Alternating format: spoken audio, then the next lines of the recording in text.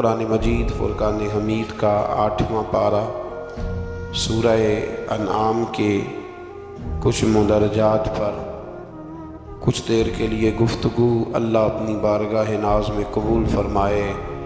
اللہ کریم ہمیں قرآن مجید کی لذت عطا فرمائے، قرآن مجید کے ذائقوں سے اللہ تعالی ہمیں آشنا فرمائے۔ کفار جو تھے وہ رسول اللہ صلی اللہ علیہ وسلم سے طرح طرح کے مطالبات کرتے تھے کہ ہم اس وقت ایمان لائیں گے جب فرشتے ہمارے پاس اتر کے آئیں گے، یا برزخ اور آخرت کے بارے میں جو باتیں آپ ہمیں بتاتے ہیں وہ ہمارے لوگ وہ کہا کرتے تھے کہ لوگ مر جائیں، مر کے زندہ ہوں، ہمیں آ کے بتائیں گے تو پھر ہم وہ باتیں مان لیں گے اور آپ کے دعووں کی تصدیق کریں گے۔ تو قرآن مجید کے 8ویں پارے کی پہلی آیات مبارکہ میں بالکل شروع میں اللہ نے فرمایا یہ تو دعوے جہالت پر مبنی ہے۔ یہ تو جہالت ہے نا کہ آپ کہیں کہ یہ سارا کچھ پہلے ہمیں کر کے دکھایا جائے۔ دیکھیں نا، برزخ اگر واضح کر دی جائے، قیامت پہلے ہی دکھا دی جائے تو پھر وہ قیامت تو نہ رہی۔ کہتے ہیں جی ہمیں پہلے دکھاؤ، کوئی مار کے آئے ہمیں آ کے بتائے تو پھر وہ دوسرا جہان کیسے رہا؟ تو اللہ کریم نے فرمایا یہ جہالت ہے اور نہ ماننے کے تمہارے بہانے ہیں۔ آپ غور فرمائے نا کہ ماں کے پیٹ میں 9 مہینے جو شخص رہتا ہے وہ کچھ بتانے کے قابل ہوتا ہے باہر آ کے؟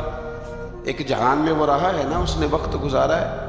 تو یہ ان کا بالکل باطل اور جھوٹا دعویٰ تھا۔ اللہ کریم نے اسے جہالت قرار دیا ہے اور ہیلہ بازی قرار دیا ہے۔ آج بھی بہت سارے لوگ کہتے ہیں کہ اگر چیزیں کھل کے ہمارے سامنے آ جائیں تو ہم ماننے کو تیار ہیں۔ تو بھئی جب کھل کے آ جاتی ہیں نا چیزیں تو پھر عذاب بھی ساتھ آتا ہے، پھر کوئی اگر نہیں مانتا تو اسے سزا بھی فوراً ملتی ہے۔ اللہ سمجھنے کی توفیق دے۔ آیت نمبر 113 کے اندر رسول اللہ صلی اللہ علیہ وسلم کو تسلی دیتے ہوئے فرمایا، اور اسی طرح ہم نے ہر نبی کے لیے شیطان انسانوں اور جنوں کو دشمن بنایا ہے۔ شیطان انسان، یہ قرآن مجید نے جملے استعمال فرمایا ہر نبی کے لیے اسی طرح ہم نے شیطان انسانوں اور جنوں کو دشمن بنایا ہے، جو لوگوں کو دھوکے میں ڈالنے کے لیے ایک دوسرے کو خوشنما باتیں، اچھی اچھی باتیں القاء کرتے ہیں، ذہن اور دلوں میں اچھی اچھی باتیں چھوڑتے ہیں، اچھی اچھی باتیں، حالانکہ ہوتے وہ دشمن ہیں، ہوتے وہ شیطان ہیں۔ مزید فرمایا کہ وہ اس لیے کرتے ہیں تاکہ منکرین آخرت کے دلوں کو اپنی طرف مائل کر لیں۔ وہ خود لوگوں کو یہ بہانے سکھاتے ہیں اور خوشنما باتیں۔ آج بھی بہت سارے لوگ انسانی روپ میں آ کر کے لوگوں کو مختلف قسم کی باتیں بتلا کے انہیں گمراہ کرنے کی کوشش کرتے ہیں۔ ہمیں یہ سمجھ لینا چاہیے کہ بات انسان کی نہیں دیکھنی، سامنے والا کیا کہہ رہا ہے یہ نہیں ہم نے دیکھنا، ہم نے تو یہ دیکھنا ہے کہ رب کیا فرماتا ہے اور اللہ کے رسول کیا فرماتے ہیں۔ اللہ رسول کے فرمان کی روشنی میں جو شخص بات کرے گا اس کی بات کو قبول کیا جائے گا۔ آیت نمبر 118 سے لے کر 119 میں فرمایا کہ جس حلال جانور پر ذبح کے وقت اللہ کا نام نہ لیا جائے اسے نہ کھاؤ، اور جس پر نام لے لیا جائے اسے کھا لو۔ اور فرمایا کہ یہ جو حرام جانور ہیں ان کی تفصیل ہم نے کھول کے بیان کر دی ہے، یہ تمہارے لیے جائز نہیں ہے۔ ہاں، حالت اضطراری میں ایسی حالت آ جائے کہ اب مر جاؤ گے بغیر مردار کھائے تو اب تمہارے لیے وہ کھانا جائز ہو جائے گا۔ یہ جو مردار اور حرام ہوتا ہے یہ صرف اس وقت جائز ہوتا ہے جب بندہ مر رہا ہو، لیکن انسان بالکل تندرست ہو اور بالکل وہ ٹھیک ٹھاک ہو پھر بھی حرام کھائے تو یہ اس کے لیے درست نہیں ہے۔ یہ تو مرنے لگے کچھ نہ ملے تو تب اس کے لیے جائز ہے۔ پھر اللہ تبارک و تعالیٰ نے ارشاد فرمایا کہ جو ظاہری گناہ ہے وہ بھی چھوڑ دو، اور جو تمہارے باطن کے عیب ہے نا، اندر کے چھپے جن کا کسی کو پتہ نہیں، وہ بھی چھوڑ دو، چھوڑ دو یہ عیب۔ مطلب ڈاکٹر آپ کو کہہ دیتا ہے کہ جناب آپ کی طبیعت خراب ہے تو گوشت چھوڑ دو، تو ڈاکٹر صاحب آپ تو یہ دیکھیں کہ مجھے بخار ہے تو آپ گوشت چھوڑنے کی بات کر رہے ہیں، میرے وجود پر زخم ہے تو آپ گوشت چھوڑنے کی بات کر رہے ہیں۔ تو ڈاکٹر کہتا ہے کہ ظاہری تندرستی تب ہوگی جب باطن میں آپ پرہیز کریں گے۔ تو رب فرماتے ہیں مجھے تو پتہ ہے نا کہ تم کیوں الجھے ہوئے ہو، ظاہر کے گناہ بھی چھوڑ دو اور باطن کے گناہ بھی چھوڑ دو، اور جو گناہ نہیں چھوڑے گا تو جو کرے گا پھر اس کی سزا بھی پائے گا۔ آیت نمبر 123 میں فرمایا کہ وہ شخص جو گمراہی کے بعد ہدایت پا گیا اور قرآن کی ہدایت کی روشنی میں آگے بڑھ رہا ہے، اور وہ جو مسلسل گمراہی میں ہے، یہ دونوں برابر نہیں ہو سکتے۔ ایک جو ہدایت کے راستے پہ چل رہا ہے اور جو گمراہی کے راستے پہ چل رہا ہے، یہ دونوں برابر ہو سکتے، ان میں بڑا فرق ہے۔ آیت نمبر 124 میں اللہ تبارک و تعالیٰ نے ارشاد فرمایا کہ اسی طرح ہم نے ہر بستی میں اس کے مجرموں کو سردار بنایا ہے، اور وہ وہاں فریب کاری کرے اور ان کے دجل و فریب کا وبال انہی پر پڑے۔ انوکھی بات ہے ذرا۔ رب کریم فرماتے ہیں کہ ہم نے سردار کچھ ایسے بنائے ہیں کہ جو مجرم قسم کے لوگ ہیں، یعنی انہوں نے پہلے جرم بڑے کیے تھے تو اللہ نے سزا دینے کے لیے انہیں سردار بنا دیا۔ اب بہت سارے لوگوں کا وبال ان پر پڑے گا، قوموں کا، اور وہ تباہ ہو جائیں گے۔ وہ کہتے پھرتے ہیں اللہ نے بڑی عزت دی ہے، حالانکہ یہ اللہ نے انہیں سزا دی ہے۔ دیکھیں نا، نبی کریم علیہ السلام نے فرمایا کہ جس شخص کو کہا گیا نا کہ فیصلہ کرو، منصف بنایا گیا، دو لوگوں کے درمیان اسے عدل کرنے کے لیے کہا گیا، فرمایا اسے تو بغیر چھری کے ذبح کر دیا گیا۔ کوئی آسان کام ہے فیصلے کرنا، عدل کرنا، لیکن یہاں بڑا شوق ہے، آپ کسی کو بھی اٹھ کے کہیں تجھے سیاست میں داخل کرائیں، ہر تیسرے آدمی کو، تو سب تیار ہیں، بالکل تیار بیٹھے ہیں، کسی کو کسی جگہ بھی آپ الیکشن میں اتار سکتے ہیں، ریڈی ہے لوگ۔ لیکن فرمایا کہ مجرموں کو بعض جگہ پہ ہم نے سردار بنایا تاکہ ان پر بہت ساری چیزوں کا وبال۔ یہ قرآن پاک ہے، یہ 8واں سپارہ ہے، یہ سورہ انعام پڑھ رہا ہوں، یہ آیت نمبر 124 ہے، اور اس آیت کی اینک لگا کے پھر آپ دیکھیں کہ کتنے کتنے بڑے مجرم دنیا میں حکمران بنے ہوئے ہیں۔ یہ اینک لگا کے آپ دیکھیں گے تو آپ کو پتہ چلے گا۔ اسی طرح آیت نمبر 125 میں فرمایا جب ان کے پاس کوئی نشانی آتی ہے تو کہتے ہیں کہ ہم ہرگز ایمان نہیں لائیں گے حتیٰ کہ ہمیں بھی اسی کی مثل دیا جائے جس طرح کے رسولوں کو دیا گیا ہے۔ کہتے ہیں ہم پہ بھی وحی آئے، ہمارے پاس بھی فرشتہ آئے تو پھر ہم ایمان لائیں گے۔ تو رب فرماتا ہے یہ تو اللہ کو بہتر پتہ ہے نا کہ اس نے اپنے رسولوں کو کیا دینا ہے۔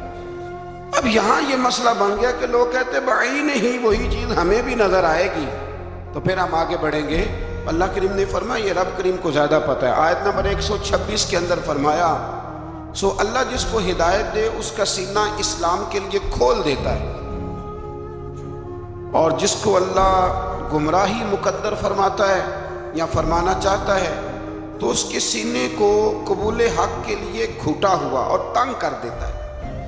جب لوگ گناہ کرتے ہیں نا تو ان پر ہدایت کے راستے بند ہوتے ہیں۔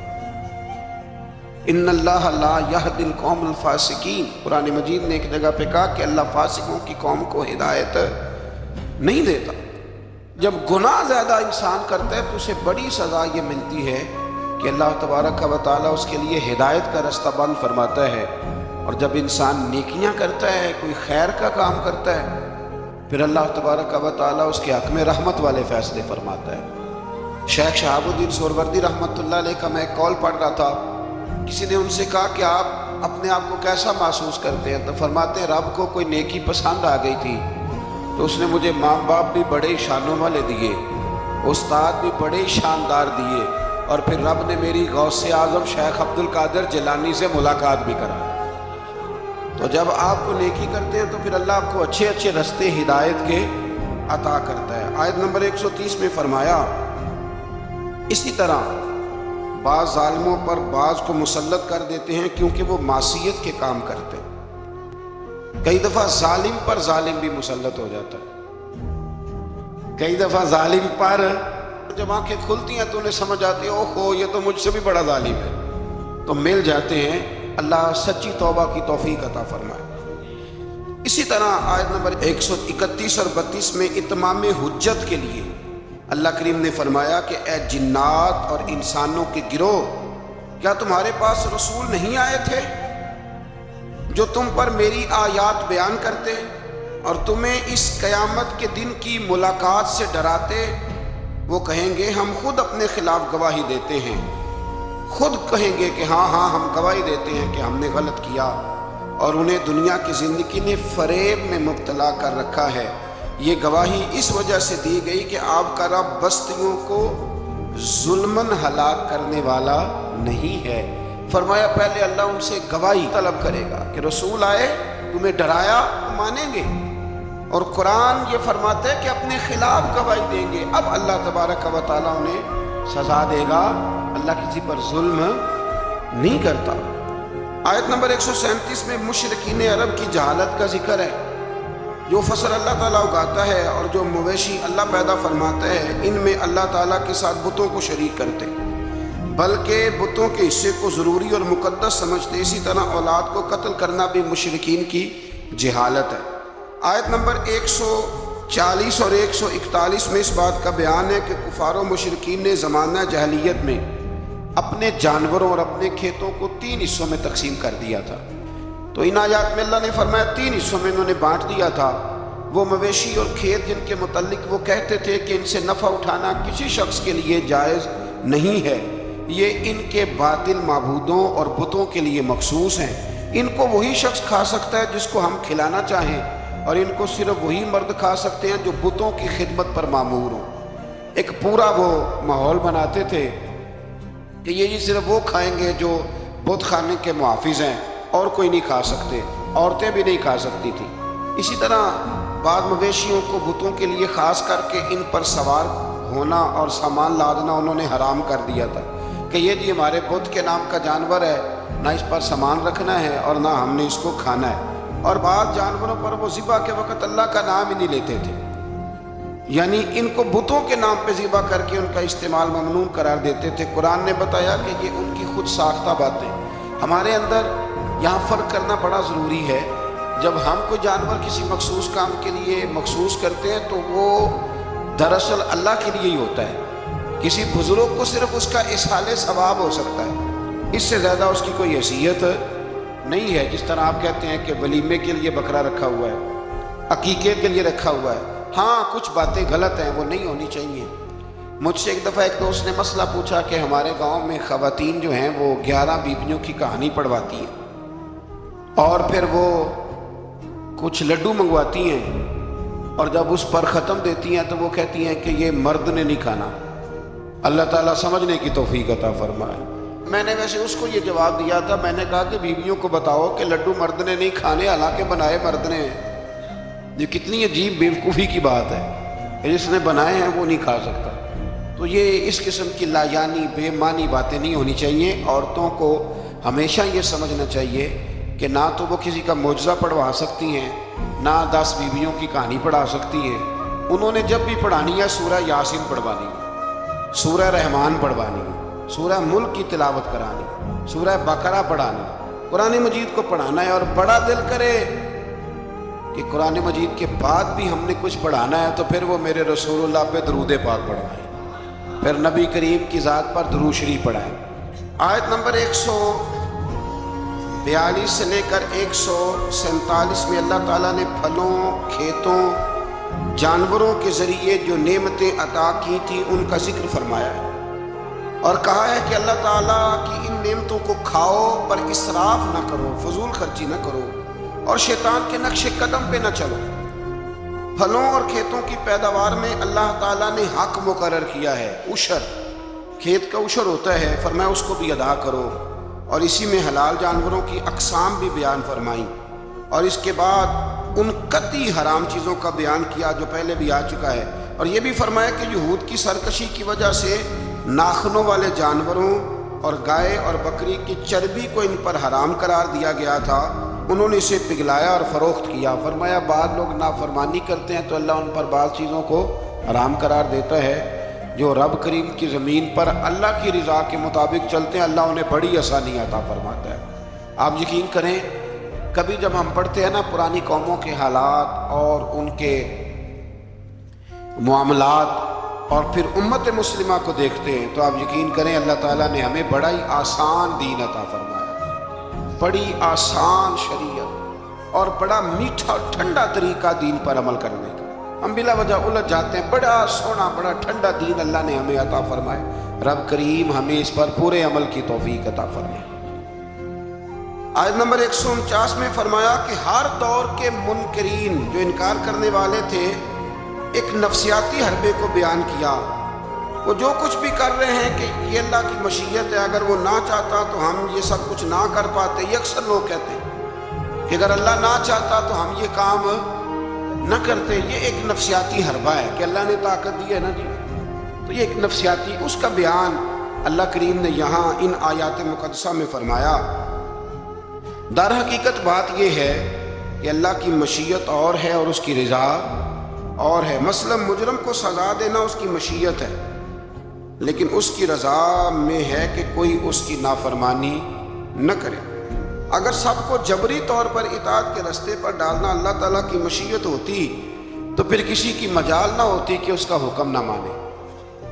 لیکن اب مشیت اور ہوتی ہے، رضا اور ہوتی ہے۔ اللہ کی یہ رضا نہیں کہ اس کے بندے دوزخ میں جائیں، لیکن اس نے قانون بنایا ہے کہ اگر تم نافرمانی کرو گے تو دوزخ میں، تو یہ رضا نہیں، یہ اللہ کی مشیت۔ تو یہ اللہ نے طاقت نہیں دی لوگوں کو، اس لیے نہیں دی تھی کہ وہ ظلم کریں، لیکن اگر انہوں نے ظلم کیا ہے تو اب انہیں سزا بھی ملے گی۔ تو یہ شخص نہ کوئی کہے کہ وہ اللہ کی دی ہوئی طاقت سے معاذ اللہ، یہ بہت سارے لوگ بیوقوفی والی باتیں کرتے ہیں۔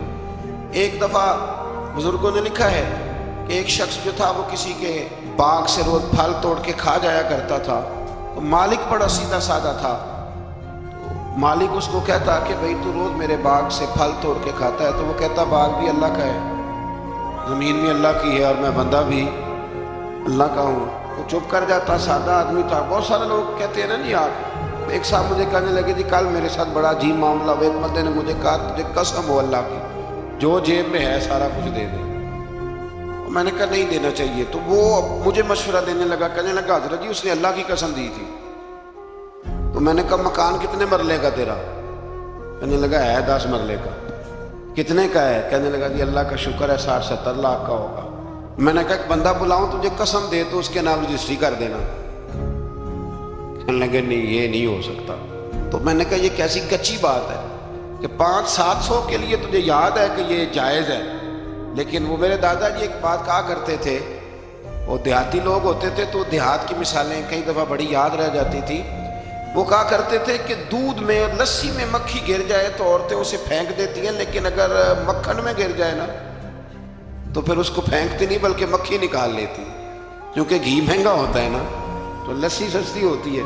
تو آپ چیزوں کو سمجھیں کہ ہمارا رویہ بڑا عجیب ہے معاملات کو سمجھنے کے حوالے سے۔ وہ بندہ بھی کہتا کہ جناب یہ پھل بھی اللہ کے تو باغ بھی اللہ کا، تو میں بندہ بھی اللہ کا۔ بولا آدمی تھا بیچارہ، چپ کر جاتا، کہتا تو ٹھیک ہے نا، کہ پنجابی چاکی جیسی لبی شے خدا دی نہ تیلے دی، ختم ہو گئی بات۔ حالانکہ وہ کسی کی ہوتی ہے، تیلے پا دے کیوں نہیں ہوتی جی، وہ کسی دی حیثیت تانڈی کی ہے نا، لیکن بس ہمارا ذوق بن جاتا ہے کہ قابو آ گئی ہے تو قابو کرو معاذ اللہ۔ وہ بیچارہ بڑا پریشان تھا۔ تو ایک دن اس نے نا اپنے شہر کے عالم سے بات کی۔ اس نے کہا کہ جناب وہ میرے ساتھ تو بڑی مصیبت بن گئی ہے، وہ روز پھل توڑ کے لے جاتا ہے اور کہتا ہے زمین بھی اللہ کی، باغ بھی اللہ کا، کھانے والا بندہ بھی اللہ کا۔ تو عالم کہنے لگے میں بھی تمہیں نسخہ دیتا ہوں، کل اس پہ استعمال کرنا۔ میں کہا ٹھیک ہے جی۔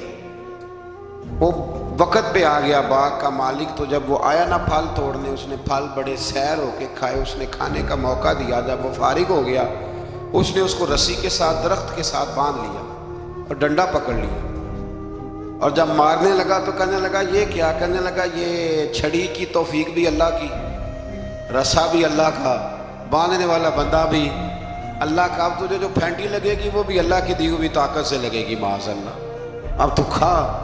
وہ کہنے لگا معاف کر دو، آج کے بعد یہ کام نہیں کروں گا۔ تو کہتے ہیں نہیں مشیت ہے جی اللہ کی، اللہ نہ کرتا معاذ اللہ تو ہم کو۔ تو یہ ایک نفسیاتی جھوٹ ہے، اس کو آپ سمجھ لیں، آپ اس پر غور فرمائیں۔ تو یہاں بہت سارے لوگ یہ ظلم کرتے ہیں اور دین کی حدوں کو پامال کرتے ہیں۔ اللہ تعالی ہمیں سمجھنے کی توفیق عطا فرمائے۔ آیت نمبر 152 سے لے کر 161 تک میں اللہ تعالیٰ نے فرمایا، غالباً 9 باتوں کا حکم دیا ہے۔ سب سے پہلے ارشاد فرمایا کہ اللہ کے ساتھ کسی کو شریک نہ ٹھہرانا۔ دوسرے نمبر پہ فرمایا والدین کے ساتھ اچھا سلوک کرنا۔ تیسرے نمبر پہ فرمایا تنگ دستی کے خوف سے اولاد کو قتل نہ کرنا۔ اب تو بڑے بڑے لوگ عالم فاضل ہو کے کہتے ہیں بچے تھوڑے پیدا کرو، حالانکہ میرے نبی کریم علیہ السلام نے فرمایا اس عورت سے نکاح کرنا جو محبت زیادہ کرنے والی ہو اور بچے زیادہ پیدا کرنے والی ہو۔ تو یہاں معیار کیا ہے؟ تنگ دستی کے خوف سے اولاد کو قتل نہ کرو، اور فرمایا ظاہری اور چھپی ہوئی ہر قسم کی فحاشی سے بچو، اور نمبر 5 پہ فرمایا قتل ناحق نہ کرو، نمبر 6 پہ فرمایا یتیم کا مال ناجائز طریقے سے نہ کھاؤ، اور نمبر 7 فرمایا لین دین میں ناپ تول پورا کرو، 8 پہ فرمایا بلا تمیز سب کے ساتھ انصاف کرو، اور نمبر 9 میں ارشاد فرمایا کہ اللہ کے ساتھ کیے ہوئے وعدے کی پاسداری بھی کرو۔ تو اللہ تبارک و تعالیٰ نے ان 9 چیزوں کو بیان کیا، اور سمجھ لیں یہ خلاصہ بیان کیا میرے رب کریم نے، یہ پورے دین کا خلاصہ ہے۔ اور یہ ساری چیزیں بیان کرنے کے بعد ارشاد فرمایا کہ یہی سیدھا راستہ ہے، گروہ بندی چھوڑ کر اسی راستے کی پیروی کرو، اور کتاب الہی کے احکام کو ملحوظ خاطر رکھو، اور جو لوگ ایمان لانے کے لیے نشانیاں طلب کرتے ہیں ان کے پاس فرشتے آئیں یا اللہ تعالیٰ خود آئے یا اس کی کوئی نشانی آئے، قرآن نے بتایا کہ جس دن عالم غیب کی نشانیاں آئیں گی تو پھر ان منکرین کے لیے ایمان لانا بھی نفع بخش نہ ہوگا۔ جو دیکھ کر کلمہ پڑھے گا فرعون کی طرح اس کا کلمہ پھر قابل قبول نہیں ہوگا۔ یہ تو قابل قبول تب ہی ہے کہ یؤمنون بالغیب، کہ تو بغیر دیکھے ایمان لے آ۔ اور یہ بھی فرمایا کہ اے رسول جنہوں نے دین کو گروہوں میں بانٹ دیا ہے آپ کا ان سے کوئی تعلق نہیں ہے، جنہوں نے بانٹ دیا اللہ تبارک و تعالیٰ کے دین کو یہودیوں نے عیسائیوں نے تقسیم کر دیا۔ آیت کے اندر اللہ تبارک و تعالیٰ نے حقیقت ایمان، روح ایمان اور مسلمانوں کے مقصد حیات کو بیان فرمایا۔ یہ آیت پورے دین کا لب لباب ہے، نماز، روزہ، حج، زکوٰۃ، وضو، غسل، صدقات، خیرات، عبادات، ان سب کا نچوڑ ہے۔ فرمایا کل اے محبوب فرما دے، جو بڑی پیاری باتیں تھیں وہ اللہ نے محبوب سے کل کہہ کے سنی ہے۔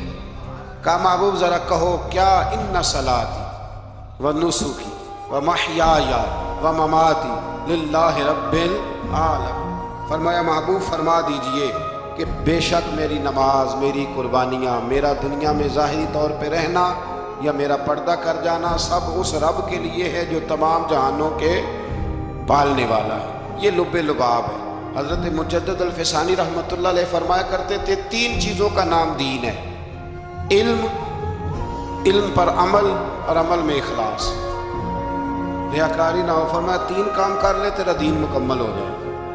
ختم ہو گئی بات۔ آگے پھر سورہ اعراف شروع ہوتی ہے۔ اعراف کے معنی بلندی کے ہیں، اس کا معنی جاننا اور پہچاننا بھی ہے۔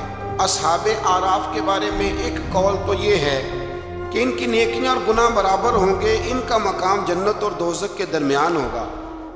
یہاں یہ وہ لوگ ہیں جو اہل جنت اور اہل جہنم کو پہچاننے والے ہوں گے۔ یہ اعراف والے نا ایک جنتی ایک جہنمی اور درمیان میں اعراف، یعنی جس کی ایک گناہ زیادہ ہو گیا تو جہنم میں گیا، اور جس کی نیکیاں زیادہ ہو گئی اللہ کے فضل سے وہ تو جو کچھ برابر والے ہیں ان کے لیے مقام اعراف ہے، ان کے لیے مقام اعراف ہے۔ اور کچھ نے لکھا ہے نہیں یہ تو بلند مقام ہے، یہاں تو اللہ فرشتوں اور نبیوں کو جگہ عطا فرمائے۔ بعض مفسرین نے یہ قول بھی بیان فرمایا۔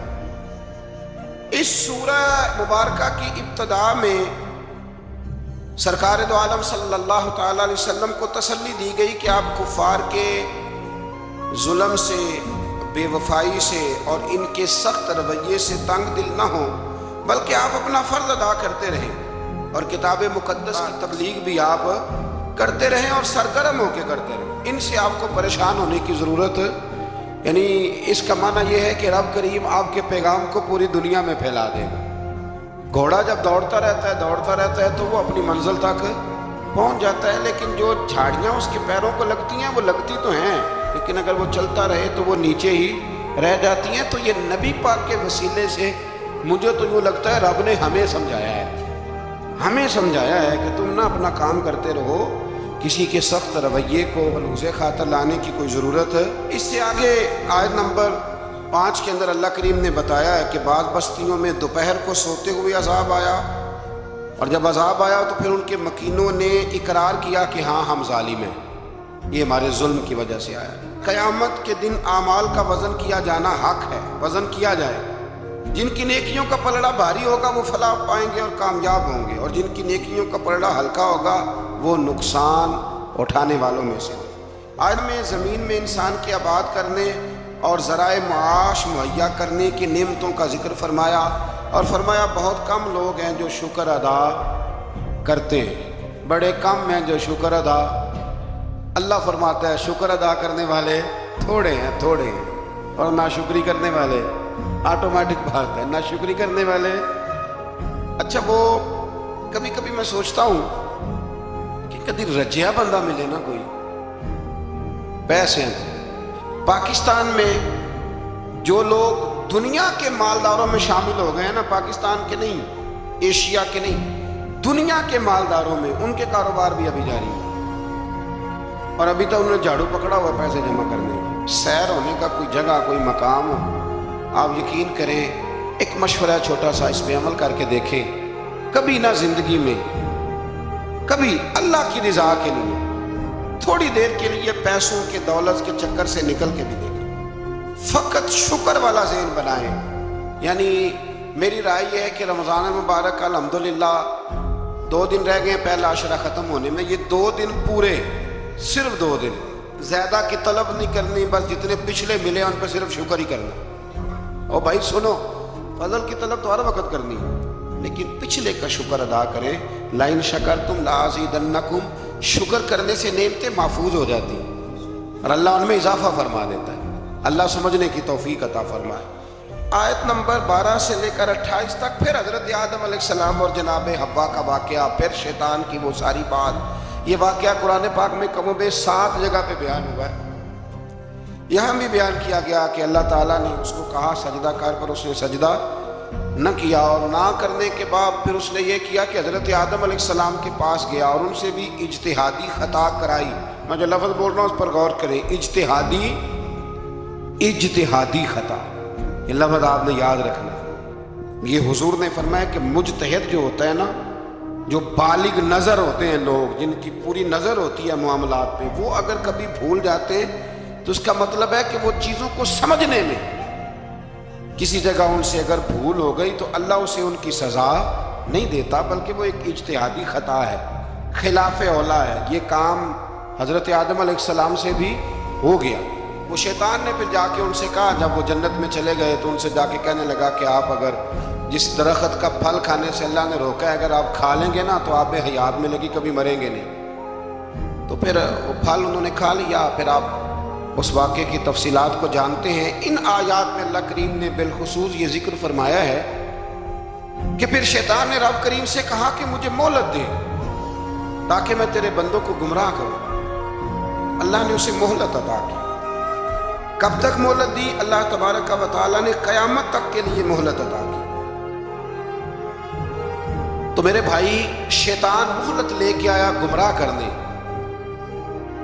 اب وہ تو آیا تھا گمراہ کرنے، تو اگر ہم اسے پکی دوستی کر لیں، یارانہ ہی کر لیں، ہم اس کو پہچانے ہی نہ اپنے دشمن کو۔ اور قرآن نے درجنوں جگہ پہ کہا کہ صرف دشمن نہیں، تمہارا کھلا ہوا دشمن، اعلانیہ دشمنی کرتا ہے، اسے پہچانے، اس کا خیال کریں، اس پر توجہ کریں۔ ہم ایسے بزرگوں کو بھی جانتے ہیں کہ جن کو شیطان سمجھتا تھا کہ ان پر ہمارا داؤ نہیں چل سکتا، سمجھتا تھا، اور کچھ رب کے بندے ایسے جن سے ویسے ہی بھاگ جاتا ہے۔ حضور نے فرمایا میرا عمر جس گلی سے گزرے شیطان رستہ ہی بدل جاتا ہے۔ دیکھیں نا، 2 قسم کے لوگ ہیں جن کو آپ خوش آمدید کہہ کے گلے لگاتے ہیں، اور کچھ ایسے ہیں جو آپ کو دیکھ کے رستہ بدل جاتے ہیں۔ میں کبھی کبھی بڑا خوش ہوتا ہوں، محلے کی کسی گلی سے گزرتا ہوں تو کسی بچے نے اونچی آواز کر کے ڈیک لگایا ہو تو چھوٹی کر دیتا ہے یا بند کر دیتا ہے، بلکہ کئی دفعہ بڑا لطف آتا ہے کہ وہ بچہ بند کر رہا ہے تو دوسرا اسے کہہ رہا ہے کی تکلیف ہے، وہ بند کر رہا ہے تو کہتا پیر صاحب گزر رہے ہیں، تھوڑی دیر ٹھہر جا۔ تو الحمدللہ تعالی ہم نے کیا کر لینا ہے، نہ بھی وہ کرے تو یہاں تو اپنے بچوں پہ اللہ ماشاءاللہ کم زور چلتا ہے لوگوں کا، تو پھر دوسرے کا بچہ حیا کرے۔ تو کچھ چیزیں ایسی ہوتی ہیں جن کی وجہ سے شیطان کو قابو کیا جا سکتا ہے۔ آیت نمبر 24 میں اللہ تعالیٰ نے بیان فرمایا ہے کہ پھر انہیں جنت سے زمین پہ اتارا گیا اور مقررہ مدت تک کے لیے یہاں رہنا ٹھہرایا گیا۔ پھر اللہ تعالیٰ نے مقصد لباس بیان کیا ہے کہ لباس پہننے کا کیا مقصد۔ فرمایا ہم نے بنی آدم پر لباس اس لیے اتارا ہے کہ ان کی ستر پوشی ہو، ستر پوشی، پردہ ہو اور سامان زینت ہو، اچھے لگے لباس پہنے۔ اور سب سے بہتر لباس تقوی کا لباس ہے، اس سے بندے کی زیادہ پردہ پوشی ہوتی ہے۔ پھر بنی آدم کو متنبہ کیا گیا کہ شیطان کے مکر و فریب میں نہ آئیں، اس کو یہ ملکہ دیا گیا ہے کہ وہ تمہیں ہر جہت سے دیکھ لیتا ہے۔ اللہ تعالیٰ نے لباس پردے کے لیے دیا ہے اور زینت کے لیے دیا ہے۔ تو اگر کوئی لباس اس طرح کا پہنے جس سے پردہ ہی نہ ہو رہا ہو، پھر اس کا مطلب ہے وہ لباس کے مقصد کو نہیں سمجھا۔ کھلا لباس پہنے، چست لباس نہ پہنے، وسیع لباس پہنے جس سے آپ کو بہت ساری چیزیں سمیٹنے کا موقع ملے۔ گرمیاں شدید آئیں گی تو بہت سارے نوجوان شارٹ نکریں پہن کے وہ گھومیں گے، انہیں ڈرنا چاہیے اللہ تعالیٰ سے۔ میں پوچھتا ہوں کئی دفعہ بچوں سے کہ یہ تھوڑا سا جو آپ نے پاجامہ کاٹ لیا ہے تو اس سے کس قدر زیادہ آپ کی گرمی ختم ہو گئی ہے۔ سمجھے چیزوں کو، مطلب ہم جان بوجھ کے اس کام کی طرف لپکتے ہیں کہ جو کام بڑا ہی ناپسندیدہ ہے۔ اللہ تعالیٰ ہمیں سمجھنے کی توفیق عطا فرمائے۔ آیت نمبر 32 و 33 میں فرمایا کہ اے بنی آدم، ہر عبادت کے وقت لباس زینت کو اختیار کرو اور اسراف سے بچتے رہو۔ اسراف سے بچتے ہوئے اللہ تعالیٰ کی نعمتوں سے استفادہ کرو۔ پاکیزہ چیزیں خواہ لباس ہو یا خوراک ہو مومنوں کے لیے حلال ہیں۔ اللہ نے ظاہر اور باطن میں بے حیائی، گناہ اور حق سے نکل جانے کو حرام قرار دیا ہے۔ باقی کسی کے پاس پیسے ہوں تو وہ 10,000 کی ایک وقت روٹی کھا لے تو اس کے لیے وہ ناجائز نہیں ہے، وہ 10 لاکھ کا بھی لباس پہن لے تو اس کے لیے منع۔ لیکن اسراف سے بچے، فضول خرچی سے بچے۔ کچھ لوگ ایسے ہیں جن کے پاس چیزیں ہوتی ہیں پھر بھی چھپاتے ہیں کسی کو پتہ نہ چل جائے۔ یعنی سادگی اس کا نام نہیں ہے کہ آپ پیسے اندر چھپا کے پرانے کپڑے پہن کے نکل آئیں، یہ سادگی ہے، یہ کنجوسی ہے۔ نبی کریم علیہ السلام نے نا حضور صلی اللہ تعالی وسلم نے ایک شخص کو دیکھا تھا کہ پھٹے پرانے کپڑے پہنے ہیں، تو حضور نے آواز دی، فرمایا تیرے اوپر تو بڑا فضل ہے اللہ کا۔ حضور الحمدللہ، تو فرمایا اچھے کپڑے پہنا کر، رب کریم جب نعمت دیتا ہے تو اثر دیکھنا پسند فرماتا ہے۔ اچھا ہمارے ہاں لوگ سادگی کس کا نام رکھتے ہیں، یعنی کروڑوں روپیہ بینک میں پڑا ہے تو سادگی ہے کپڑے نہیں خریدنے، یہ سادگی نہیں صاحب، یہ کنجوسی ہے۔ سادگی تو یہ تھی کہ آپ وہ سارے پیسہ خیرات کر دیں اللہ کی بارگاہ، پھر پتہ چلے گا کہ آپ سادے ہیں۔ پیسے سنبھالے جاؤ اور خرچ نہ کرو۔ یہ تو قرآن و سنت نے ہمیں بتایا ہے کہ تم اپنے وارثوں کے مال کی حفاظت کر رہے ہو۔ اور یہ بھی فرمایا اس آیت میں کہ نماز کے وقت زینت حاصل کرو، اچھے کپڑے پہن کے نماز پڑھا کرو۔ میں ایک مسئلہ کئی دفعہ بیان کیا، پھر عرض کرتا ہوں، میں دوستوں کو کہا کرتا ہوں کہ مسجد کی ٹوپی پہن کے یہاں تو ولیمے پہ بھی جا کے دکھاؤ نا، تو وہاں تم جاتے نہیں تو نماز پڑھنے کیسے آ جاتے ہو؟ تو یہ ٹروزر شرٹ پہن کے یہاں تو تم شادی کے ساتھ بھی جا کے دکھاؤ، تمہارا پتہ چلے۔ تو اگر تم شادی کی تقریب میں ٹروزر شرٹ کے ساتھ ان کپڑوں کے ساتھ نہیں جاتے تو پھر تم نماز پڑھنے کیسے آ جاتے؟ لوگوں کی محفل میں جانا پسند نہیں کرتے تو اللہ کی بارگاہ میں کیسے پسند کرتے؟ ایک نعت خان صاحب کو ایک دن میں نے دیکھا، بڑا شاندار ویس کوٹ پگڑی اور بڑا خوبصورت لباس محفل میں پھر کچھ دنوں کے بعد ایک شادی میں ملاقات ہو گئی تو ان کا حال ہی بڑا برا تھا۔ اینک بھی کچھ لوگ مطلب لگا لیتے ہیں، مجھے نہیں سمجھ آتی کالی اینک کا کیا ترجمہ ہے، وہ لگا لیتے ہیں کالی اینک لگائی ہوئی ہے اور جناب بال بڑے شاندار، تو مجھے مل گئی تو میں نے السلام علیکم کے ساتھ ہی کہا، میں نے کاش کہ رسول صاحب کیا حال چال ہے ماشاءاللہ۔ بڑا گھور کے دیکھنے لگے، کہنے لگے پیر صاحب، میں نے کہا خدا کے بندے مجھے بھی دیکھ اور اپنے آپ کو بھی دیکھ، میں الحمدللہ تمہیں جس طرح محفل میں ملوں گا شادی کی تقریب میں بھی اسی طرح ہی ملوں گا۔ یہ کیا بات ہوئی کہ آپ تھوڑا سا رویہ آپ کا بدل جائے جب تھوڑا ادھر ادھر دائیں بائیں جانا ہو؟ یہ کوئی مطلب نہیں ہے۔ اچھا لباس پہن کے آپ نماز پڑھیں۔ آیت میں رسول کرام جتنے بھی اللہ کے رسول آئے ان کی اطاعت کرنے والے کو تقوی اور عمل صالح کرنے والے کو جنت کی بشارت، جبکہ کفر تکذیب کرنے والے کو جہنم کی وعید سنائی گئی۔ آیت نے فرمایا کہ اللہ تعالیٰ کی آیات کو جھٹلانے والے اور تکبر کرنے والوں کے لیے آسمان کے دروازے نہیں کھولے جائیں گے، اللہ اکبر، اور نہ ہی وہ جنت میں داخل کیے جائیں گے۔ آیت نمبر 44 میں فرمایا اللہ تعالیٰ نے اہل جنت کے دلوں سے کینہ نکال دیا ہے۔ وہ ہدایت پانے والے اللہ کا شکر ادا کرتے ہیں کیونکہ اسی کے فضل سے ہدایت ملتی ہے۔ جنتیوں کے دلوں میں کینہ تو نیچے دیکھ کے خیال کر لیں، اگر تو کسی کا کینہ نہیں تو انشاءاللہ جنتی ہے، اور اگر کوئی رولا ہے تو پھر بھی میں فتویٰ نہیں دیتا، صرف یہ مشورہ دیتا ہوں کہ رولا دور کر لو، وہ جو اندر معاملہ ہے اس معاملے کو ختم کر لو۔ اللہ سمجھنے کی توفیق عطا فرمائے۔ آیت نمبر 45 کے اور اس کے بعد کی آیات میں فرمایا اللہ تعالیٰ نے کہ آخرت میں جنتی جہنمیوں کو پکاریں گے کہ ہم نے تو اپنے رب کے وعدے کو سچا پایا ہے، بتاؤ تم نے کیسے پایا؟ جنتی جہنمیوں سے پوچھیں گے۔ تو ان دونوں کے درمیان سے ایک پکارنے والا پکارے گا کہ ظالموں پر اللہ کی لعنت ہو۔ مزید فرمایا کہ جنتیوں اور جہنمیوں کے درمیان حجاب ہوگا، اور اہل اعراف دونوں گروہوں کو ان کی نشانیوں سے پہچانیں گے، اور جنتیوں کو سلام کریں گے اور جہنمیوں سے کہیں گے کہ تمہاری جماعت اور تمہارا تکبر، تمہاری جماعت، وہ جس جماعت کے تم لیڈر تھے، سربراہ تھے، جس برادری کے تم چیئرمین تھے، تمہاری جماعت اور تمہارا تکبر آج تمہارے کسی کام نہ آیا۔ جہنمی جنتیوں سے استدعا کریں گے، گزارش کریں گے کہ ہم پر تھوڑا سا پانی انڈیل دو، تھوڑا سا انڈیل دو، اور جو نعمتیں تمہیں عطا ہوئی ہیں ان میں سے تھوڑا سا ہمیں بھی دے دو۔ مگر اللہ تعالیٰ نے فرمایا کہ یہ چیزیں کافروں پر حرام ہیں، ان کے لیے ہیں ہی نہیں۔ اور جن لوگوں نے دین کو کھیل تماشا سمجھ رکھا ہے، اللہ ان سے فرمائے گا جس طرح تم نے قیامت کے دن کو فراموش کر رکھا تھا، آج ہم تمہیں نظر انداز کر دیتے۔ آیت میں اللہ تعالیٰ کی قدرت کی نشانیوں کا بیان فرمایا، اور اس کے بعد فرمایا اپنے رب کو گڑ گڑا کر چپ کے اس کے عذاب سے ڈرتے رہو، یعنی اپنے رب کو جب پکارو تو گڑ گڑا کے پکارو اور اس کے عذاب سے ڈرتے رہو، اس کی رحمت کی یقین رکھتے ہوئے، اور زمین میں اصلاح کے بعد فساد۔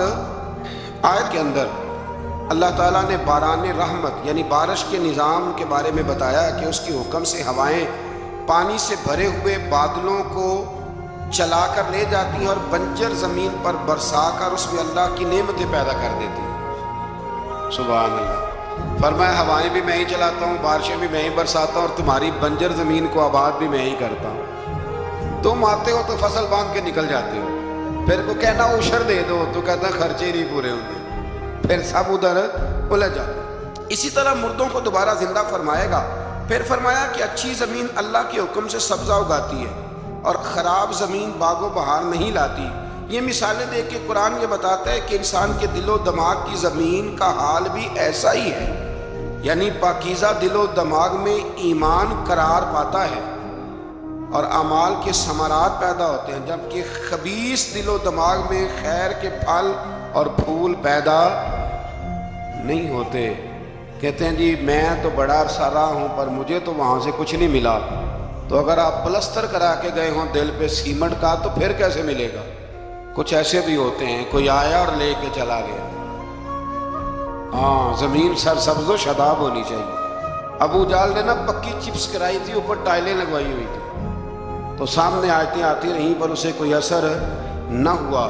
خواجہ اویس کرنی نے دیکھا بھی نہیں، زیارت بھی نہیں کی، تو میرے رسول پاک نے فرمایا عمر جبہ لے جانا، شاباشی بھی دینا، جبہ بھی دینا، اور اسے کہنا میری امت کے لیے دعا بھی کرے۔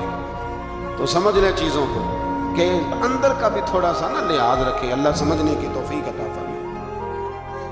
آیت نمبر 60 میں حضرت نوح علیہ السلام اور ان کی قوم کے حالات بیان کیے گئے کہ ان کی قوم کے سرداروں نے کہا کہ معاذ اللہ آپ تو کھلی گمراہی پہ ہیں۔ سردار نبی کو کہہ رہے ہیں کہ آپ گمراہ ہو گئے، سردار نبی کو۔ اگر حضرت نوح کی قوم کے سردار نبی کو کہہ سکتے ہیں کہ تم گمراہ ہو گئے، تو اگر آج کے سردار کسی مولوی کو کہہ دیں تو ان کو کوئی ٹینشن لینے کی ضرورت؟ یہ سرداروں کا طریقہ پرانا چلا، کہہ دیتے ہیں۔ حضرت نوح علیہ السلام نے فرمایا میں تو اللہ کا رسول ہوں اور میرا کام تمہاری خیر خواہی ہے اور تم تک دعوت حق کو پہنچانا ہے۔ اس کے بعد قوم نوح کی تکذیب، طوفان نوح اور نوح علیہ السلام اور ان کے ساتھ کشتی میں سوار افراد کے سوا سب کے غرق ہونے کا ذکر بھی اللہ تعالیٰ نے بیان فرمایا۔ پھر آیت نمبر 66 میں حضرت ہود علیہ السلام اور ان کی قوم عاد کا ذکر ہے۔ قوم عاد نے بھی اللہ کے نبی پر طعن کیا معاذ اللہ، اور کہا کہ آپ حماقت میں مبتلا ہیں معاذ اللہ، آپ تو احمق ہیں معاذ اللہ ثم معاذ اللہ، نقل کفر نہ باشا۔ پھر ہود علیہ السلام نے اپنی قوم کو وہی جواب دیا جو نوح علیہ السلام نے اپنی قوم کو دیا تھا۔ حضرت ہود نے قوم عاد کو انعامات الہیہ کا شکر ادا کرنے کی تلقین کی، انہوں نے انکار کر دیا، چنانچہ ان پر اللہ کا عذاب اور غضب نازل ہوا۔ آیات الہی کو جھٹلانے والوں کا اللہ تعالیٰ نے دنیا سے صفائی فرمائی، ختم ہی ہو گئی حضرت ہود کی قوم۔ پھر حضرت صالح علیہ السلام اور ان کی قوم سمود کا ذکر ہے۔ قوم سمود کے مطالبے پر اللہ تعالیٰ نے حضرت صالح کو معجزے کے طور پر چٹان سے حاملہ اونٹنی، یہ بھی انوکھی بات ہے، چٹان سے اونٹنی نکلی اور نکلی بھی حاملہ اونٹنی کو پیدا کیا اور انہیں حکم دیا کہ اسے چرنے کے لیے آزاد چھوڑ دیا جائے۔ قوم سمود کے لوگ بڑے طاقتور تھے، یہ نرم زمین میں محلات بناتے اور پہاڑوں کو تراش کر ان میں گھر بناتے تھے، اتنی اللہ نے قوت دی تھی، گویا ان کو اپنی طاقت پر بڑا ناز تھا۔ پھر قوم سمود نے اللہ کے حکم کی نافرمانی کی اور اونٹنی کی کونچیں کاٹ ڈالی۔ اللہ تعالیٰ نے ان کی سرکشی کی سزا اس طرح دی کہ ان پر رات کو زلزلے کا عذاب آیا، اور صبح وہ اپنے گھروں میں اوندے منہ الٹے منہ مرے ہوئے پڑے تھے۔ اگر کوئی ناقت اللہ، سننا میری بات، کوئی ناقت اللہ کی اونٹنی کی بے ادبی کرے تو اوندا ہو جاتا ہے، تو جو ولی اللہ کی بے ادبی کرے، رب فرماتا ہے میرا اس کے خلاف پھر اعلان جنگ ہے۔ آیت نمبر 81 میں حضرت لوط علیہ السلام اور ان کی قوم کا ذکر ہے کہ وہ بے حیائی میں اپنے زمانے کے سب لوگوں پر سبقت لے گئے، اپنی جنسی خواہش کو غیر فطری طریقے سے پورا کرتے۔ اس کی تفصیل ہے، یہاں وقت نہیں ہے۔ اصل میں یہ جو قوم تھی نا، ان کے پاس باغات تھے بڑے سرسبز و شاداب، تو مہمان بڑے آتے تھے، تو ان کی خواہش تھی کہ مہمان نہ آئیں، بہت زیادہ لوگ آتے تھے، حالانکہ مہمان تو اللہ تعالیٰ کی رحمت ہوتا ہے۔ تو شیطان نے پھر انہیں ایک طریقہ بتلایا، مہمان آتے تو یہ معاذ اللہ مرد مردوں کے ساتھ بدفعلی کرتے، شیطان نے انہیں یہ طریقہ بتلایا، غیر فطری طریقے سے اپنی جنسی خواہش کو پورا کرتے۔ جب اللہ تعالیٰ کے نبی عذاب کا ڈر سناتے تو وہ حضرت لوط علیہ السلام کا مذاق اڑاتے، بالآخر اللہ تعالیٰ نے ان پر عذاب نازل کیا، اور یہ لواطت، مرد کا مرد سے بدکاری کرنا، اس کی سزا اللہ نے یہ دی کہ آسمان سے پتھر برسائے، اور اس طرح ان کا نام و نشان مٹا دیا، یہاں تک کہ لوط علیہ السلام کی وہ بیوی جو قوم لوط کی ہم خیال تھی، وہ بھی عذاب سے نہ بچ سکی، اور صرف حضرت لوط علیہ السلام اور ان کے ساتھ قبیلے کے جو چند نیک لوگ تھے وہ بچے۔ میں نے ایک دفعہ پہلے بھی بات بیان کی تھی، پھر ایک عرض کرتا ہوں، کبھی کبھی نا نوجوان جب موٹر سائیکلوں پہ اکٹھے بیٹھے ہوتے ہیں، یہ قرآن ہے نا جی، یہ کوئی بے حیائی کی بات نہیں، یہ قرآن ہے، قرآن اگر اس بات کو بیان کرتا ہے تو اس کا مطلب ہے یہ ضروری کام ہے۔ تو میں جب ان کو دیکھتا ہوں تو کئی دفعہ دل کو بڑی اذیت پہنچتی ہے کہ مطلب سرعام بچے شرارتیں کرتے ہیں اور ایسی غیر اخلاقی حرکتیں کرتے ہیں کہ جو پڑھے لکھے سمجھدار نوجوانوں کو زیب نہیں دیتی۔ ان کو سمجھنا چاہیے، خیال کرنا چاہیے۔ میں نے پہلے بھی ایک دفعہ کہا تھا، لیکن مسئلہ بتانا میری ذمہ داری ہے۔ بغیر داڑھی کے جو خوبصورت لڑکا ہوتا ہے اسے امرد کہا گیا، امرد، یعنی اس کا حکم اسی طرح جس طرح آپ کسی عورت کو بے پردہ دیکھتے ہیں، وہ امرد ہے بغیر داڑھی۔ اور حضرت سیدنا حسن بصری کے پاس ایک نوجوان آیا تو وہ رو پڑا۔ آپ نے فرمایا کیوں روتے ہو؟ کہنے لگا حضور میں بڑا پکا حافظ تھا، میں نے 12-14 مصلے قرآن پاک کے سنائے۔ فرمایا پھر کیا ہوا؟ کہنے لگا حضور اللہ نے سزا دی ہے، میں قرآن بھول گیا ہوں۔ فرمایا کس طرح؟ فرمانے لگے کہ بے ریش بغیر داڑھی والے خوبصورت لڑکے کو گندی نظر سے دیکھ بیٹھا تھا، اللہ نے یہ مجھے سزا دی۔ پھر حضرت حسن بصری نے طریقہ بتلایا، پھر اس نے توبہ کی، تو سمجھ لیں کہ یہ اتنا برا فعل ہے کہ یہ کرنے والے پر آسمان سے پتھر برستے ہیں۔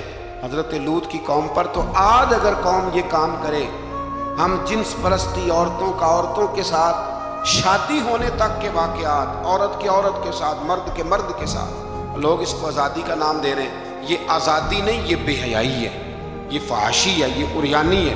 اللہ تعالیٰ ہمیں سمجھنے کی توفیق عطا فرمائے۔ پھر آخر میں آیت نمبر 86 میں اللہ تعالیٰ نے اس پارے کی جو آخری آیات ہیں اس میں اللہ تعالیٰ نے حضرت شعیب علیہ السلام اور ان کی قوم کا ذکر فرمایا۔ قرآن نے بیان کیا کہ ان کی ناپاک خصلتیں یہ تھی کہ وہ ناپ تول میں ڈنڈی مارتے تھے، یعنی رمضان المبارک کے اندر بھی مقناطیس نکل آتا ہے ترازوؤں کے نیچے سے، رمضان میں آپ سمجھ لیں مقناطیس نکل رہا ہے ترازوؤں کے نیچے، یہ حال ہے۔ ڈنڈی مارتی تھی شعیب علیہ السلام کی قوم، اور دوسروں کی چیزیں کم تول کے دیتے تھے، اور راستے میں بیٹھ کر اہل ایمان کو ڈراتے اور انہیں راہ راستے روکتے۔ انہیں بھی کہا گیا کہ فساد فی الارض سے باز آؤ اور اپنی پہلی سرکش امتوں کا انجام دیکھ لو، لیکن وہ بھی باز نہ آئے تو پھر اللہ نے ان پر بھی عذاب نازل فرمایا۔ اللہ تعالیٰ آسانی عطا کرے۔ آخر دعوانا الحمد